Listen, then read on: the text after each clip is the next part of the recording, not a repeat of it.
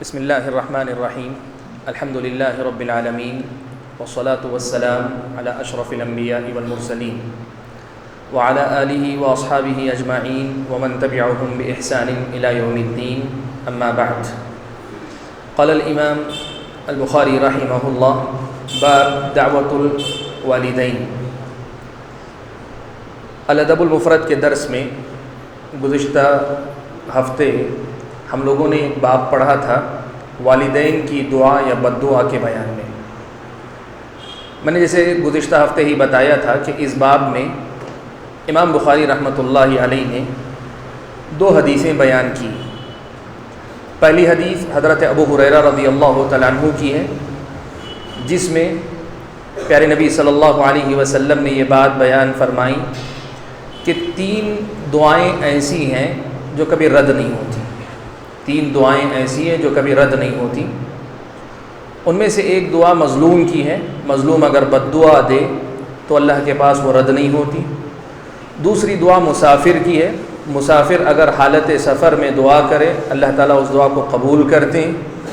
اور تیسری دعا والد کی اپنے اولاد کے حق میں دعا یا اپنے اولاد کے خلاف، والد کی اپنے اولاد کے خلاف دعا، یہ 3 دعائیں رد نہیں ہوتی۔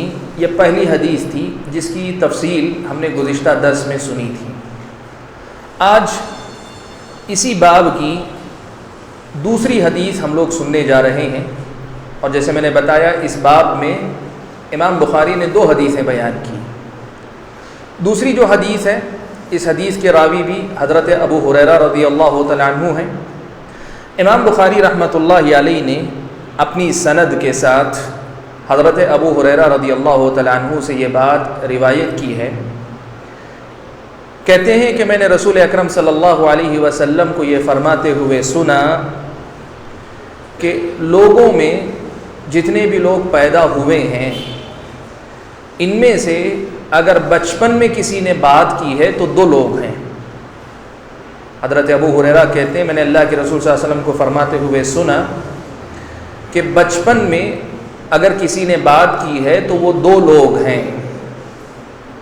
میں اس مسئلے پر آگے روشنی ڈالوں گا کہ کتنے لوگ ہیں جنہوں نے بچپن میں بات کی، لیکن یہاں جو حدیث امام بخاری نے نقل کی ہے اس حدیث میں یہ کہتے ہیں کہ اللہ کے نبی نے فرمایا کہ بچپن میں اگر کسی نے بات کی ہے تو ایک تو حضرت عیسیٰ ہیں، عیسیٰ ابن مریم نبی ہیں، اور دوسرے صاحب جریج والا بچہ، جریج والا بچہ ہے۔ حضرت عیسیٰ علیہ السلام کا واقعہ تو صحابہ نے سنا ہوا ہے، پڑھا ہوا ہے، قرآن میں اس کا تذکرہ آیا ہے کہ حضرت مریم جب اپنے بچے کو لے کر پہنچی تو قوم کے لوگوں نے پوچھا کہ یا اخت ہارون ما کان ابوک امرأ سوء وما کانت امک بغیہ، اے ہارون کی بہن تمہارا باپ بھی غلط آدمی نہیں تھا اور تمہاری ماں بھی کوئی جو ہے بری عورت نہیں تھی، لیکن یہ کیا ہوا کہ بغیر شوہر کے تم بچہ لے کے آئی ہو۔ فاشارت الیہ، حضرت مریم نے بچے کی طرف اشارہ کیا۔ قالوا کیف نکلم من کان فی المہد صبیا، تو لوگوں نے کہا کہ بچہ ہے ابھی گود میں ہے، اس سے ہم کیا پوچھیں گے، اس سے کیا بات کریں گے۔ تب جب اس بچے نے جو حضرت عیسیٰ تھے کہا قال انی عبد اللہ، کہا کہ میں اللہ تعالیٰ کا بندہ ہوں، میں اللہ تعالیٰ کا بندہ ہوں۔ قال انی عبد اللہ، میں اللہ تعالیٰ کا بندہ ہوں۔ سورہ مریم میں آپ پڑھ کر دیکھیں، پورے واقعے کی تفصیل ہے۔ تو صحابہ نے چونکہ حضرت عیسیٰ کا تذکرہ قرآن میں پڑھا ہوا تھا لیکن یہ جریج والے بچے کا تذکرہ نیا تھا، تو صحابہ نے اللہ کے نبی صلی اللہ علیہ وسلم سے پوچھا یا نبی اللہ وما صاحب جریج، اے اللہ کے نبی یہ جریج والا لڑکا کون ہے، اس کا کیا قصہ ہے۔ اللہ کے نبی صلی اللہ علیہ وسلم نے صحابہ کے پوچھنے پر واقعے کی تفصیل بتائی، اور یہ بات میں آپ کو بتاؤں کہ واقعے کی تفصیلات جو اس حدیث کے اندر آئے ہیں یہاں الادب المفرد میں، اور خود امام بخاری نے جب اپنی صحیح کے اندر اسے روایت کیا دوسری سند سے، تو اس کی تفصیلات میں تھوڑا بہت فرق ہے۔ واقعہ وہی ہے لیکن جزئیات میں تھوڑا بہت فرق ہے۔ یہاں جو بات ہے اس میں یہ واقعے کی تفصیل آئی ہے۔ اللہ کے نبی نے کہا کہ کان رجلا راہبا فی صومعۃ لہ، یہ بنو اسرائیل میں سے ایک عبادت گزار آدمی تھے جو اپنی عبادت گاہ میں عبادت میں لگے ہوئے رہتے تھے۔ اب عبادت گاہ جو یہودیوں کی تھی، بنی اسرائیل کی جو تھی یہودیوں کی، ان کا طریقہ یہ ہوتا تھا کہ وہ زمین سے اونچا حصہ بنا لیتے تھے۔ اونچائی کا جو حصہ ہوتا اس پر چڑھ کے جا کے وہاں عبادت میں لگے رہتے تھے۔ تو حضرت جریج کا جو عبادت خانہ تھا اس کے اوپری حصے پہ وہ عبادت میں لگے رہتے تھے، نچلے حصے میں ایک چرواہا آ کر قیام کیا کرتا تھا، جنگل میں بکریاں چرایا کرتا تھا، اور جب جنگل سے باہر آ کر اسے آرام کرنا ہوتا تو ان کے عبادت گاہ کے نیچے وہ آرام کیا کرتا تھا۔ ایک بدکار عورت، فاحشہ عورت، زانیہ عورت، اس عورت کا اس چرواہے کے پاس آنا جانا تھا۔ یہاں اس حدیث میں یہی ترتیب آئی ہے کہ وہ عورت اس چرواہے کے پاس آتی جاتی تھی اور اس مرد کے ساتھ، اس چرواہے کے ساتھ اس کا غلط معاملہ تھا۔ جب وہ عورت حامل ہو گئی، حمل ٹھہر گیا، تو لوگوں نے تعجب کیا کہ تمہارا تو شوہر ہے نہیں، پھر یہ کہاں سے؟ تو اس خاتون نے اس عبادت خانے کی طرف اشارہ کر کے کہا یہاں جو آدمی رہتا ہے اس کی طرف سے ہوا ہے، اس نے مجھے ایسا کیا ہے۔ بظاہر اس واقعے کے الفاظ سے ایسے لگتا ہے کہ عورت کا مقصد چرواہا تھا، لیکن لوگوں نے سمجھنے میں غلطی کی اور سمجھا کہ وہ اوپر والا آدمی وہ کون ہے؟ حضرت جریج ہے۔ لیکن صحیح مسئلہ یہ ہے، جیسے دوسری حدیث کی روایتوں میں یہ الفاظ آتے ہیں کہ اس عورت نے لوگوں کے درمیان آپس میں بیٹھے گفتگو کرتے ہوئے حضرت جریج کی عبادت کا بڑا چرچا سنا کہ بڑا عبادت گزار آدمی ہے، دنیا چھوڑ چکا ہے، پوری طرح اللہ سے لو لگا چکا ہے۔ تو اس عورت نے شرط لگائی، کہا کہ میں جو ہے اس آدمی کو گمراہ کر کے رہوں گی، میں اس آدمی کو گمراہ کر کے رہوں گی۔ اس عورت نے شرط لگائی اور اس کے بعد آ کر کوشش کی کہ جریج کو گمراہ کر سکے، لیکن کامیاب نہیں ہوئی۔ تو اس نے سوچا اگر کامیاب نہیں ہوتی ہوں تو کم از کم بدنام تو کر سکتی ہوں۔ تو اس نے ایک چرواہے کو موقع دیا کہ اس کے ساتھ غلط معاملہ کرے، تاکہ وہ حمل اگر ہو جائے تو جریج کی طرف منسوب کر دے۔ اس واقعے کی تفصیلات جو اس حدیث کے اندر بھی آئی ہے اور دوسری احادیث کے اندر بھی، کہ اصل مسئلہ ہوا یہ تھا کہ حضرت جریج عبادت میں لگے ہوئے تھے کہ ان کی بوڑھی ماں آئی اور آ کر نیچے کھڑے ہو کر آواز دینے لگی، کہنے لگی یا جریج، اے جریج۔ حضرت جریج نماز کی حالت میں تھے، نماز کی حالت ہی میں وہ کہنے لگے کہ امی و صلاتی، کہنے لگے اللہ تعالیٰ یہ کیسی آزمائش ہے، ایک طرف تیری نماز میں میں لگا ہوا اور دوسری طرف میری ماں مجھے آواز دے رہی ہے۔ بے چین تو ہوئے لیکن اپنی ماں کی آواز پر توجہ نہیں دی۔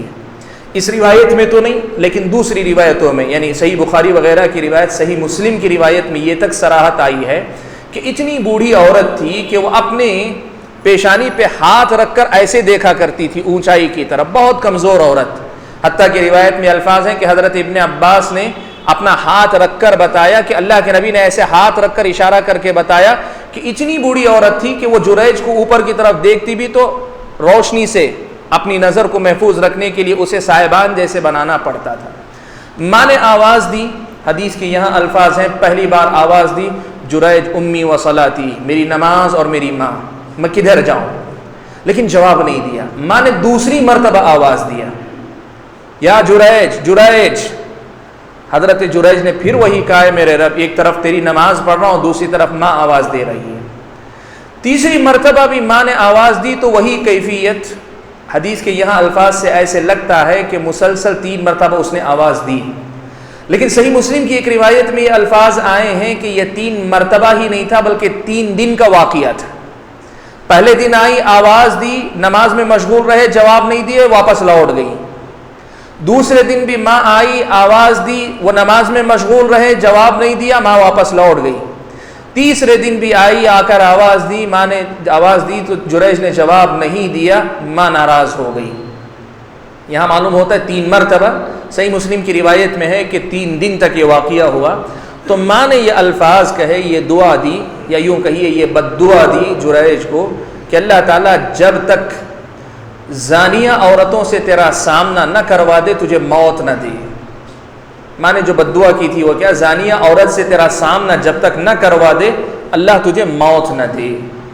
اس بد دعا کے بعد وہ سارا واقعہ پیش آیا جس کی تفصیل میں نے ابھی آپ کے سامنے بتائی. اب بستی والوں نے یہ سنا کہ یہ عورت کہہ رہی ہے، چاہے حضرت جریج پر الزام لگائی ہو جیسے دوسری روایتوں سے پتہ چلتا ہے، یا اس حدیث کے مطابق صرف اس نے عبادت گاہ کی طرف اشارہ کیا ہو، لوگوں نے یہ سمجھا کہ جریج نے بدکاری کی ہے تو غصے میں آئے اور آ کر جریج سے پوچھ تاچھ کی اور ان کا پورا عبادت خانہ توڑ دیا. مٹی کا بنا ہوا تھا، پورا توڑ دیا.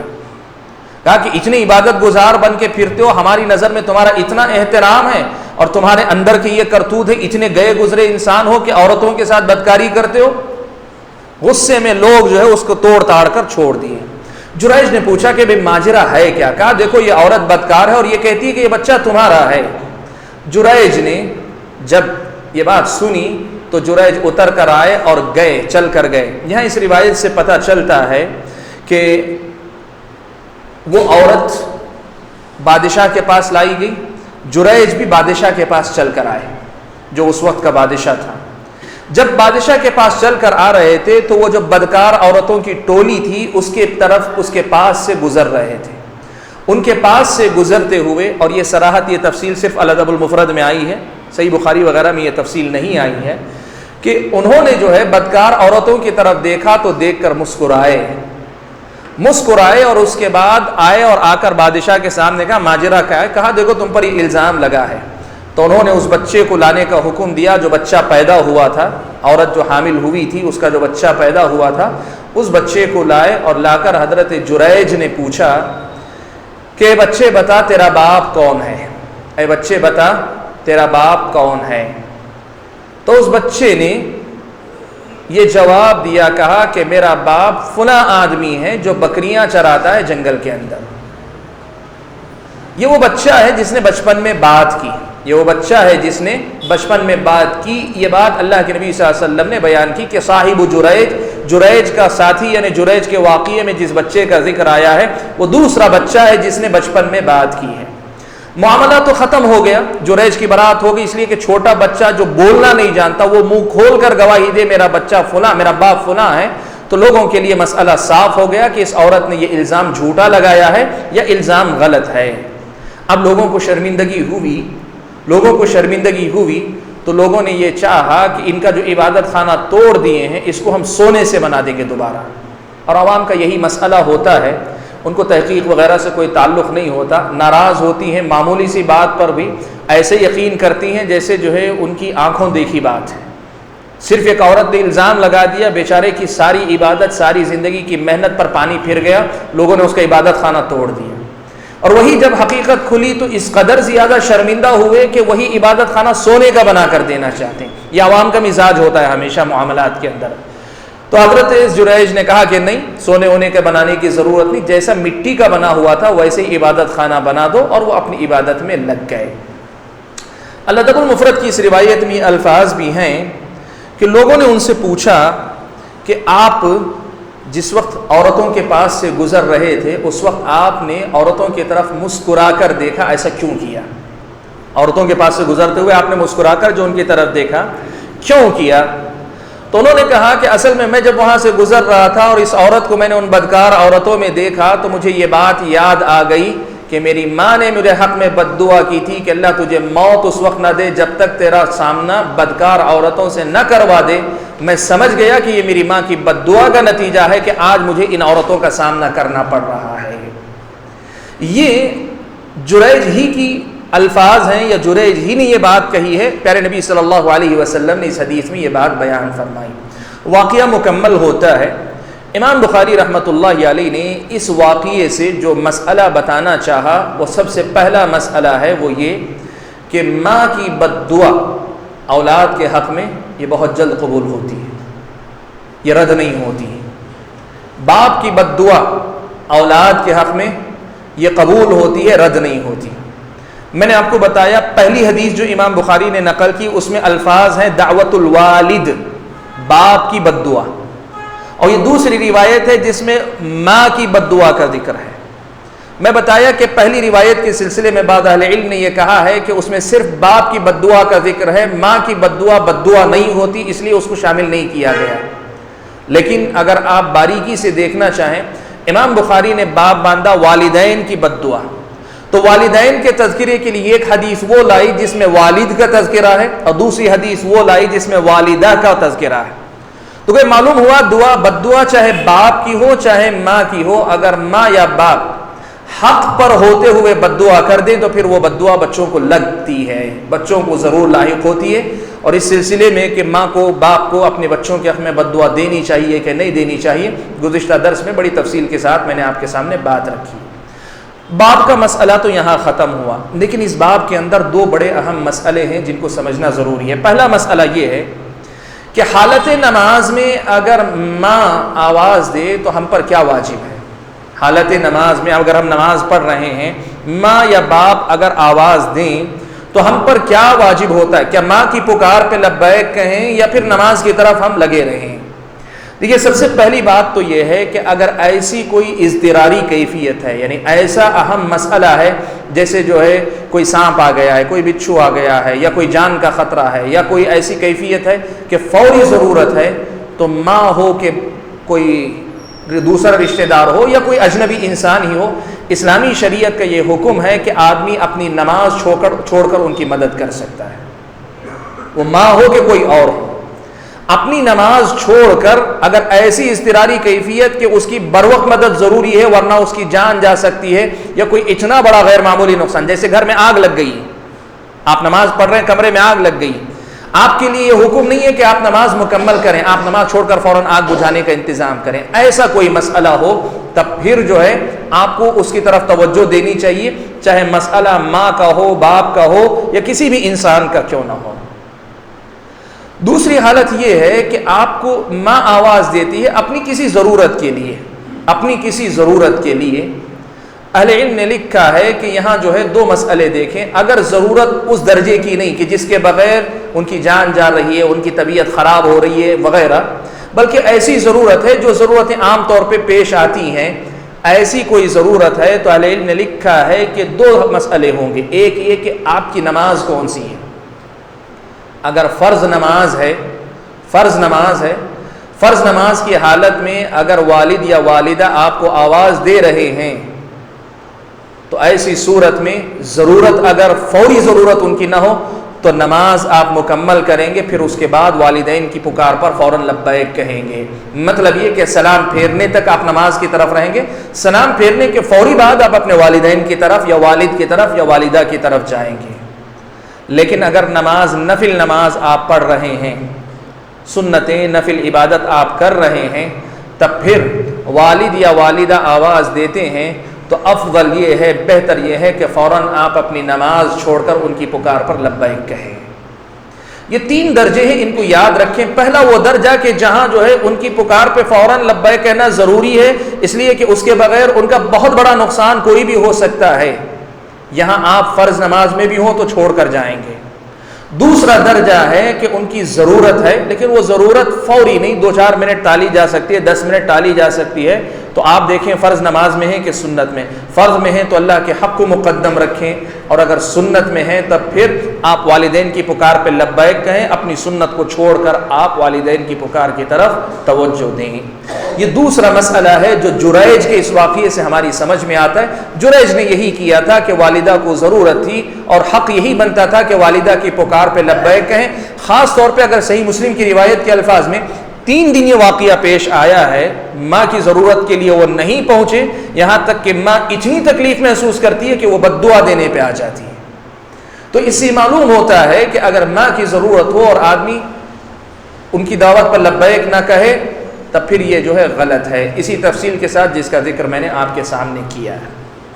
اور باب کا جو تیسرا مسئلہ ہے اور بڑا اہم مسئلہ ہے، اس حدیث میں حضرت ابو ہریرہ رضی اللہ تعالیٰ عنہ روایت فرماتے ہیں کہ اللہ کے نبی صلی اللہ علیہ وسلم نے فرمایا کہ بچپن میں بات کرنے والے 2 لوگ ہوئے ہیں، ایک عیسیٰ ابن مریم، دوسرے حضرت جریج کا ساتھی، یعنی جریج کے واقعے میں جس بچے نے بات کی۔ سوال یہ ہے کہ وہ کتنے بچے ہیں جنہوں نے بچپن میں بات کی ہے، بچپن میں بات کرنے والے بچے کتنے ہیں؟ میں آپ کو بتاؤں، تقریباً جو ہے واقعات جو میں جمع کر سکا، تقریباً 8 یا 9 واقعات ملتے ہیں جس میں جو ہے بچپن میں لوگوں نے بات کی ہے، بلکہ بسا اوقات 10 بھی ہو سکتے ہیں۔ میں ایک ایک کا تذکرہ کر کے آپ کے سامنے بتاؤں گا۔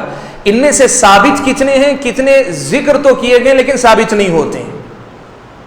سب سے پہلے آپ کو بتاؤں کہ صحیح بخاری اور مسلم کی متفق علیہ روایت میں حضرت ابو ہریرہ رضی اللہ تعالیٰ عنہ ہی روایت کرتے ہیں، اللہ کے نبی صلی اللہ علیہ وسلم نے یہ بات بیان فرمائی کہ بچپن میں بات کرنے والے 3 ہوئے ہیں۔ 3 لوگ ہیں یا 3 بچے ہیں جنہوں نے بچپن میں بات کی ہے۔ ایک حضرت عیسیٰ علیہ الصلوۃ والسلام جن کا ذکر اس حدیث میں بھی آیا ہے، دوسرا جریج کے واقعے میں بات کرنے والا بچہ جس کا تذکرہ بھی اس واقعے میں آیا ہے، تیسرا ایک واقعہ بنی اسرائیل ہی کا ہے کہ ایک ماں اپنے بچوں کو دودھ پلا رہی تھی، ماں اپنے بچے کے سینے سے لگا ہوا دودھ پی رہا تھا، تو ماں نے ایک بڑے ہی زبردست قسم کے شہسوار کو گزرتے ہوئے دیکھا،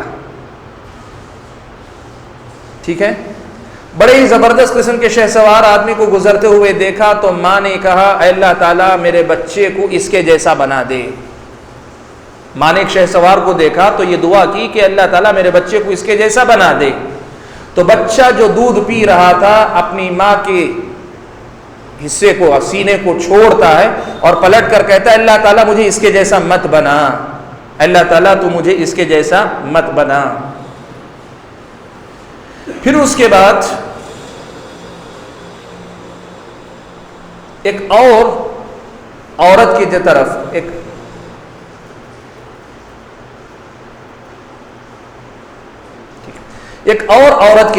عورت کے پاس سے گزر ہوا، ایک عورت کے پاس سے اس کا گزر ہوا، ایک لونڈی کے پاس سے۔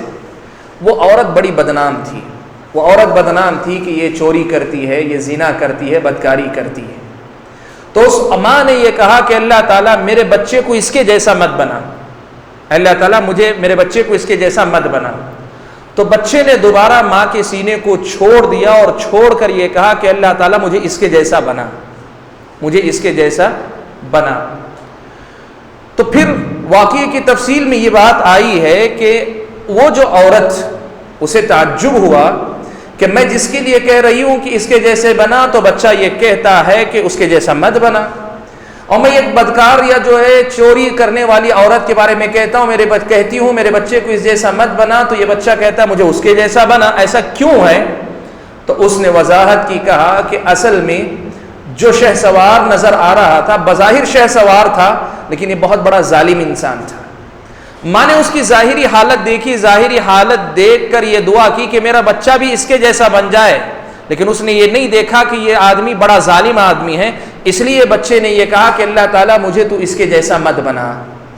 اب یہ جو بدکار عورت ہے جس کو دیکھ کر اس نے کہا کہ یہ بدکار عورت ہے، یہ چوری کرنے والی عورت ہے، اس کے جیسا نہ بنا، تو بچے نے یہ کہا کہ حقیقت میں لوگ اس پر الزام لگا رہے ہیں، ورنہ یہ بڑی پاک باز اور جو ہے پاک دامن عورت ہے، نہ چوری سے اس کا تعلق ہے نہ بدکاری سے اس کا تعلق ہے، لوگ اس کے بارے میں بدگمان ہے، ورنہ یہ عورت صحیح عورت ہے۔ تو ماں نے جو اس کے بارے میں کہا کہ اس جیسا مت بنا، تو میں نے یہ کہا کہ اللہ تعالیٰ مجھے اس کے جیسا بنا، یعنی مجھے بے گناہ انسان رکھ، لوگ میرے بارے میں غلط فہمی کا شکار ہو تب بھی تیرے نزدیک میں پاک و صاف رہوں، ایسا مجھے بنا۔ یہ تیسرا بچہ ہے جس نے بات کی، یعنی ایک بنی اسرائیل کا وہ بچہ جو اپنی ماں کے سینے سے لگا دودھ پی رہا تھا۔ ماں نے ایک دعا کی کہ فلاں کے جیسا بنا، دوسری دعا کی کہ فلانا کے جیسا مت بنا، تو بیٹے نے اس کے خلاف اپنی ماں کا سینہ چھوڑ کر دعا کی، کہا کہ اللہ تعالیٰ نہیں مجھے فلاں کے جیسا مت بنا اور فلاں کے جیسا بنا۔ یہ تیسرا بچہ ہے جس کا تذکرہ آیا ہے۔ صحیح بخاری اور مسلم کی اس روایت میں ان 3 لوگوں کا تذکرہ ملتا ہے، ان 3 لوگوں کا تذکرہ ملتا ہے، اور یہ تینوں کے تینوں بچپن میں بات کرنے والے۔ سوال یہ ہے کہ ابھی جو الادب المفرد کی روایت ہے اس میں 2 کا ذکر آیا، اور صحیح بخاری و مسلم کی روایت میں 3 کا تذکرہ آیا ہے۔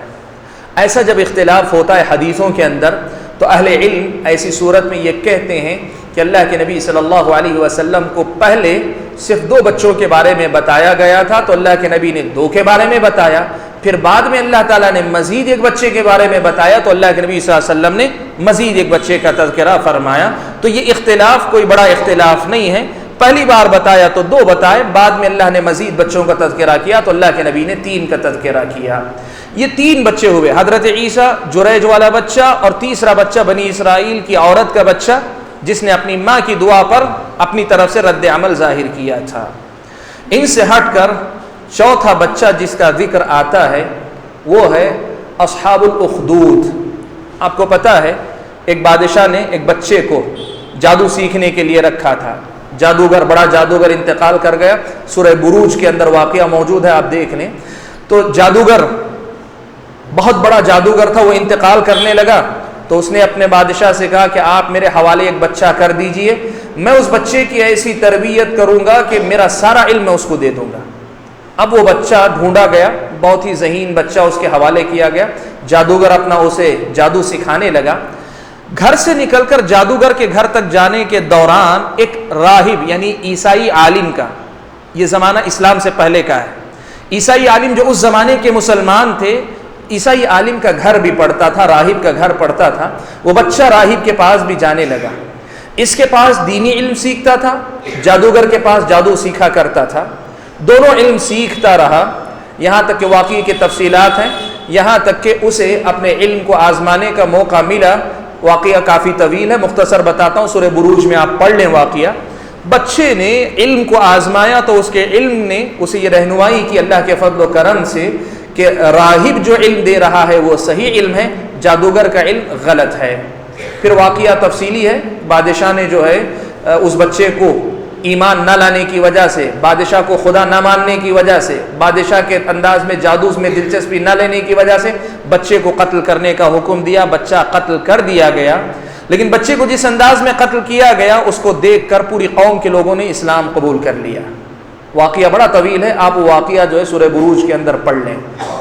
جب یہ بچہ اسلام قبول کرتا، جب یہ بچہ مارا جاتا ہے اور اس کے نتیجے میں پوری قوم اسلام قبول کر لیتی ہے، تب بادشاہ ناراض ہوتا ہے اور آگ کا گڑھا کھودتا ہے، گڑھے کھود کر اس میں آگ جلاتا ہے اور سارے اسلام لانے والوں کو کہتا ہے کہ یا تو واپس لوٹاؤ یا اس جہنم کے اندر تمہیں جھونک دوں گا، اس جہنم کے اندر تمہیں پھینک دوں گا۔ یہ بات وہ کہتا ہے۔ ایسے موقع پر ایک عورت آگے بڑھتی ہے، وہ جہنم، وہ آگ میں کود جانا چاہتی ہے، لیکن اس کے پاس ایک چھوٹا سا بچہ رہتا ہے، اس کے پاس چھوٹا سا بچہ رہتا ہے۔ بچے کی وجہ سے جو ہے وہ ذرا تردد کا شکار ہوتی ہے۔ تب وہ بچہ کہتا ہے کہ اے ماں تو حق پر ہے، تو تردد مت کر، تو کود جا۔ تو وہ ماں جو ہے اپنے آپ کو اس میں آگ میں پھینک دیتی ہے۔ واقعہ کافی تفصیلی ہے، سورہ بروج کی تفسیر میں آپ کو یہ واقعہ مل جائے گا۔ امام مسلم رحمۃ اللہ علیہ نے جب اس حدیث کو نقل کیا تو اس میں صرف یہ الفاظ نقل کیے، کہا کہ اس کے ساتھ ایک بچہ تھا۔ اب یہ بچے کا مطلب دودھ پیچا بچہ تھا یا اس سے بڑا بچہ تھا، صحیح مسلم کی روایت میں یہ لفظ نہیں آیا ہے۔ صحیح مسلم میں صرف یہ الفاظ آئے ہیں کہ ایک بچہ اس کے ساتھ تھا، لیکن یہی روایت امام احمد بن حنبل رحمۃ اللہ علیہ نے نقل کی، امام احمد بن حنبل رحمۃ اللہ علیہ نے نقل کی تو اس میں مزید اس لفظ کا اضافہ ہوا ہے کہ وہ بچہ دودھ پیچا بچہ تھا، دودھ پینے والا بچہ تھا۔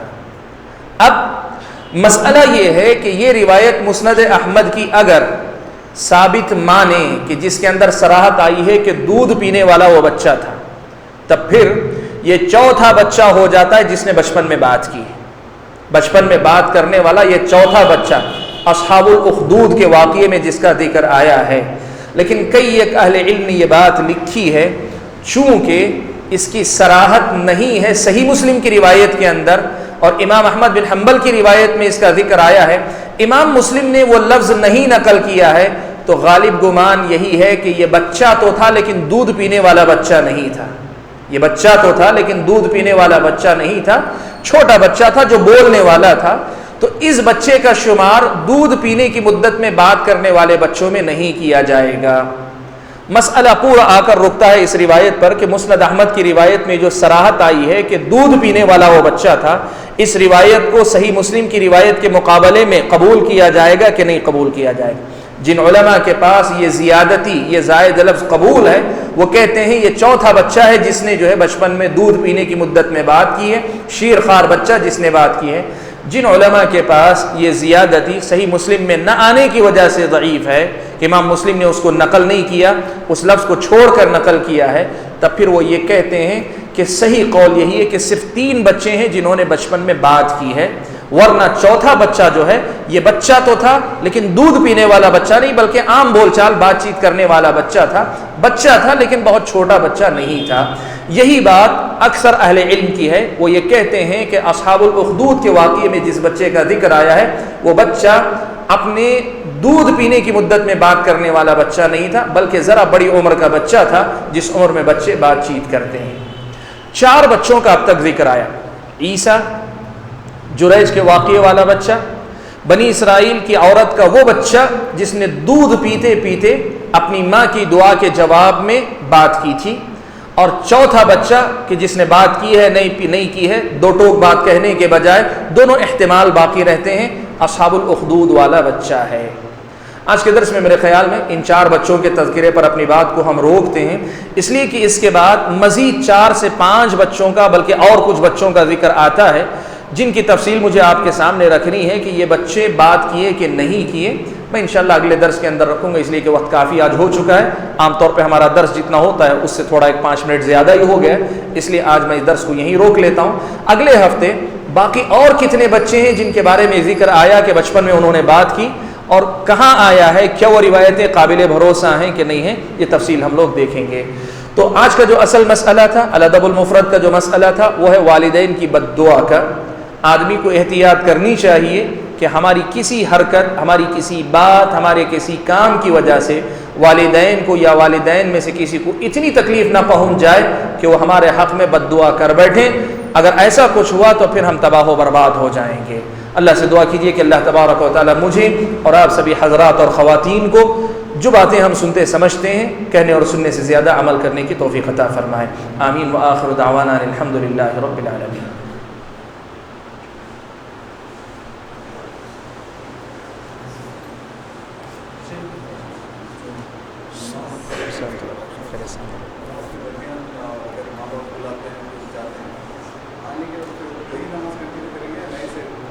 نماز اگر دوبارہ آپ پڑھتے ہیں، بھائی یہ پوچھ رہے ہیں کہ نماز کے دوران اگر والدین کی پکار پر ہم جاتے ہیں تو کیا واپس آ کر نماز کنٹینیو کریں گے یا اثر نو پڑھیں گے؟ نہیں، جیسے ہی آپ نماز چھوڑ کر ہٹے آپ کی نماز ختم ہو گئی، دوبارہ فرض ہے تو آپ تو پڑھنا ہی ہے، آپ کو فرض ہے، جیسے آپ نے بہت مجبوری کی حالت میں بڑی مصیبت کی شکل میں آپ چھوڑ کر گئے، واپس آ کر فرض نماز ہے، لازماً آپ کو پڑھنا ہے۔